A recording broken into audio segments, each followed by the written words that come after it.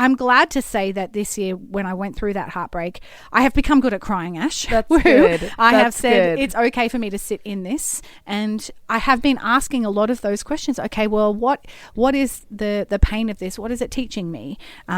Because in this world, I will have trouble, and it doesn't mean I'm a good Christian if I never go through any hard stuff. And I think because I hadn't really gone through a lot of bad stuff, I'm an optimist. And so when you're an uber optimist and a positive person, even the hard stuff in life, you get past it pretty quickly. But I think it's sort of the downside to that for me a little bit was that maybe I didn't sit in things enough to get the lesson, to learn the wisdom.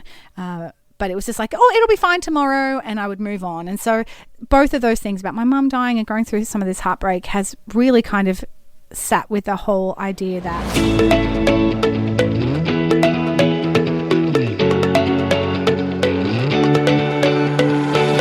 Welcome back to another episode of the Everyday Joy podcast. I'm your host, Ash Couchman, and I cannot wait to find some moments of joy with you today. I am so excited to be diving into the Word of God together today. Let's jump into the conversation.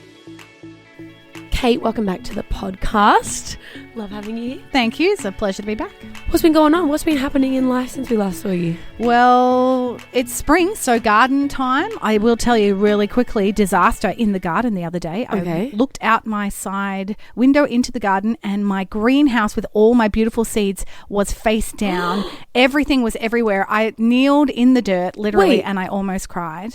So just from the weather, from the wind or something? It's a little greenhouse that I'd moved from the shed to get some sunlight during the day, but I forgot to put it back in the shed, and just the wind blew it over. And when you have maybe 500 seedlings and like 20 different tomato plants, now I don't know what is what. I mean, I know a zucchini and a corn, that's fine. They're very different seedlings, but it's you're just winging it when it comes to the seeds. So that was a bit of a garden disaster. No. But now it'll be an adventure to see what survives and what pops up. Anyway, that it's life. It has its ups and downs. Yeah.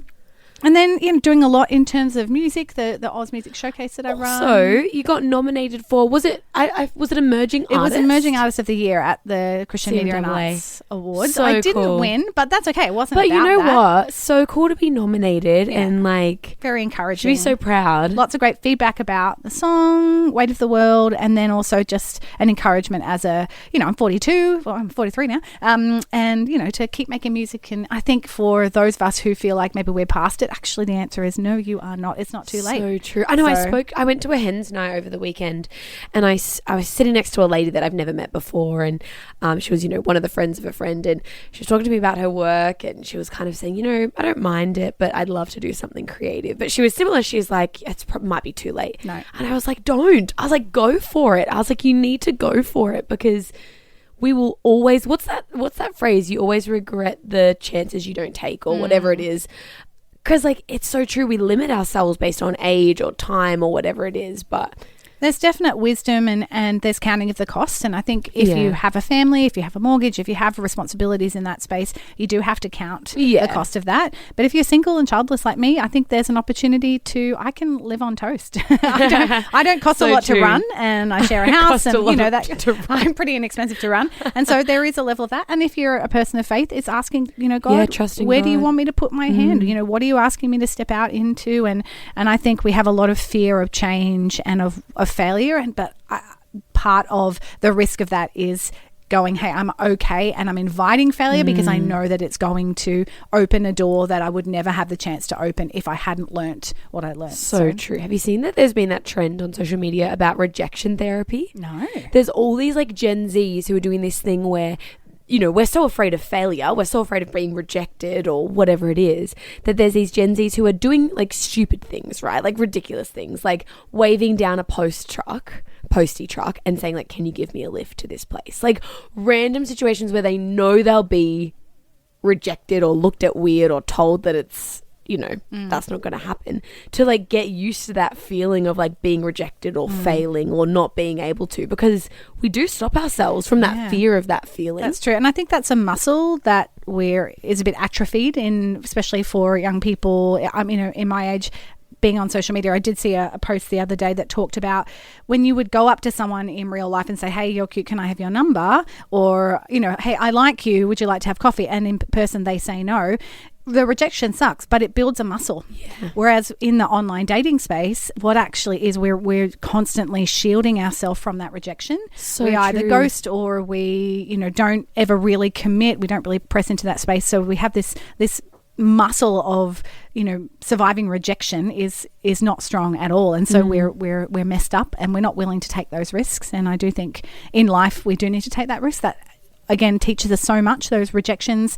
The whole idea of a 1,000 ways to not make a light bulb Yeah. is that that helps us grow, and I think it's important to exercise that. I may not be chasing down a postie, but taking it's risks. the little decisions and things we do to challenge ourselves and not let the rejection or the fear stop us from giving it a go. And I think that if you put it in like a Christian perspective, when you feel that God is leading you somewhere, you can kind of have that boldness to go, okay, we're going to figure this out with the Lord. The obedience is what is important, not the result. How it looks. Yeah, it's so true.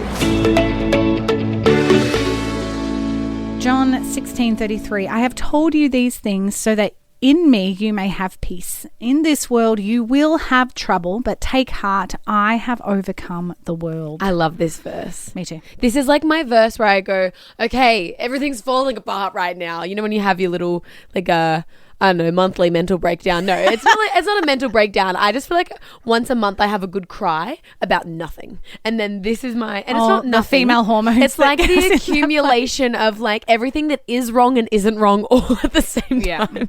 And I feel like this scripture is such an anchoring verse because it reminds us that no matter what we're going through, God is in it. Mm-hmm. He's before us.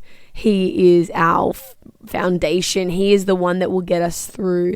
And also, I just think even when we're going through really, really hard things, not just, the monthly hormonal breakdown, even when it's those really hard things, to know that in all of it, there is the security that Christ has overcome the world. Like there actually is such a safety in that. Absolutely. I am a person who tends to avoid discomfort. I don't know if there's anybody else out there. I am a discomfort avoider for sure. I think something that shifted for me, we'll talk about it as we go along the week because it's a big part of my life at the moment, having falling in love for the first time this year and then having a surprise heartbreak. I realized that I would often make a decision to pursue resolution and to solve something really quickly. It's part of a strength that I have, but also it would often come from a place of this is uncomfortable. I want to get out of this discomfort, so let's just fix this. Yeah. And I'd never looked at discomfort as a teacher, and I love that idea. I listened to a Michelle Obama book, and she talked about in one of the chapters about seeing discomfort as a teacher. And it's been really powerful for me of like, oh, yes, I see a discomfort as something to avoid and to quickly move past rather than something that can teach me something. And when we sit in that discomfort, and I say this as a newbie in this area without a lot of wisdom or, experience in it, but when we sit with discomfort for a little bit and ask it, what is this teaching me? What is it telling me about myself? What is it opening up about my relationship with God? How is it leading me to pray? I think that is where it makes it really valuable. It doesn't mean we have to wallow, but it means that we can move past that. And I do remember, one of the biggest areas of discomfort for me in my life was when my mum died, sort of 18 years ago. And that was very yucky crying because it just didn't get better. In that monthly hormonal freak out that we have, we cry and then we feel better and we move past it in a day or two. But this was just like pain that it wasn't, you didn't feel better. It wasn't nice. And so I basically stopped myself from crying for a couple of years because I was like, this is too painful. It does not get resolved. I can't move past this.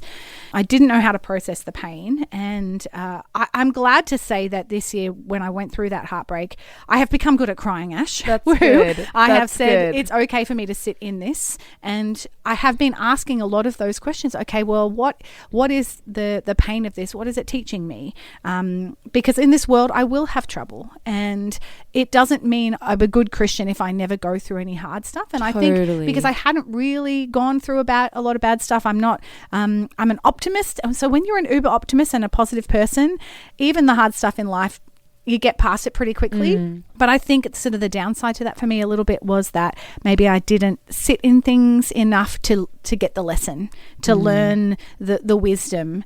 But it was just like, oh, it'll be fine tomorrow, and I would move on. And so both of those things about my mum dying and going through some of this heartbreak has really kind of sat with the whole idea that he has answers for us, and that knowing God is not about being rescued from the hard stuff, even though it says he comes and pulls us out of the miry clay, that he is our comforter, he's our rescuer, he's a shelter that we can run to, a refuge, all of those things. But it doesn't mean that, well, if you know God, then you'll be fine. Yeah. And I think even in today's day and age, we're looking for something to make life easy, but what God does is he makes it rich. He makes life rich and full. It's not always easy, but it can be full. And I wrote a song in the heartbreak season that I've been through called Comforter, and the chorus says, Comforter, would you come? Would you catch these tears as they fall? Help me to hear your voice in the midst of it all. And right here, right now, I need you.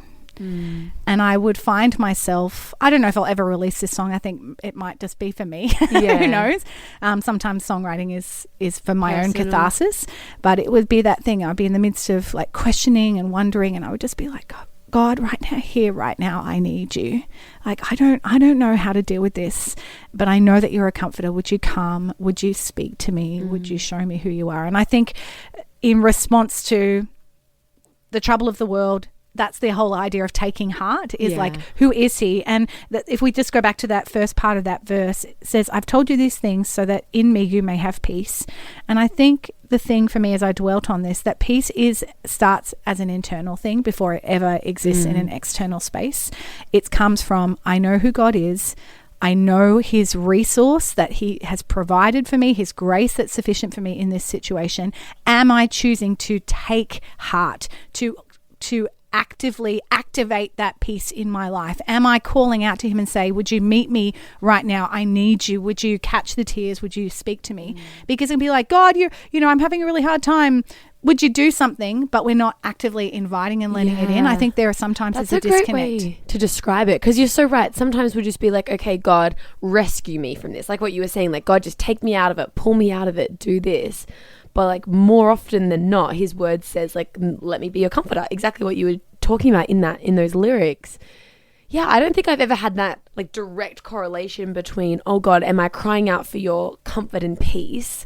Or am I only crying out for you to rescue me? Rescue me. And sometimes I wonder if that's where we get disappointed with God, right? Because we're asking for something that he's like, I'm growing you in this. I'm not going to pull you out of this. And so then we have this whole other layer of frustration or disappointment where we go, God, I didn't ask to go through this. Yeah. But he's like, I needed you to. Yeah. I needed you to. But then we have like maybe sometimes the pride to think we can do it on our own. God, if you didn't rescue me, then I don't need you, you know? So it's interesting how it all works out. Hey, it is. A funny meme that tends to go around at the end of every year is someone on the phone saying, just calling heaven to make sure I'm signed up for the blessings and good times package instead of trials and tribulations. I'm just on hold just to see which package I'm signed up for next year, because I didn't mean to sign up this year for the trials and tribulations. That is brilliant. But I think we do have that mindset of that we see that as a failure, or we see it as a difficult thing, and it's always hard to understand that when you're in it. Yes. But for me, as I've gone through this year, I'm like, okay, that was unfun in many ways, but what have I learned? Who has God shown himself to be that I didn't know? I never discovered him in that way because I've never been through that, so I never understood God in that space before, and I'm so grateful for that, and I'm grateful for what I learned about myself and what I'm still learning. And I think the more that we can actively invite God into our situation, the more that we will realize the incredible resource that he has for us in that moment. So and true. Otherwise it's just like we're praying for this external thing and it doesn't happen the way we think it does. But God always turns up. It's whether we take his hand, I think, as to whether we recognize the impact in our lives. So true. And look, maybe you're going through a tribulation or a really tough season, and like Kate said, when you're in the middle of it, sometimes it's hard to see out of it. But I think the challenge out of today's episode would be, how do we rest in God? How do we experience that peace and that strength and that comfort, not just to be rescued, but to see God as our comforter, like in those lyrics that you said, Kate? And maybe we see the change in our heart even more so when we learn to trust in God as our Father and as our comforter, versus just saying, rescue me all the time. And it's not to say we can't ask him to rescue us, but learning how to really lean into him for that comfort and that peace, versus just maybe even, kind of pulling away if he doesn't do exactly what we think he's going to do. Thank you so much for tuning in to today's episode of the podcast. I hope that it encouraged you, that it's helped you through, and that it helps to challenge you through the season of life that you're facing, uplift you if you're feeling down, and most of all, I pray that you're able to draw closer and closer to God. I'm so excited to keep diving into the Word of God with you. I pray you're able to find moments of joy.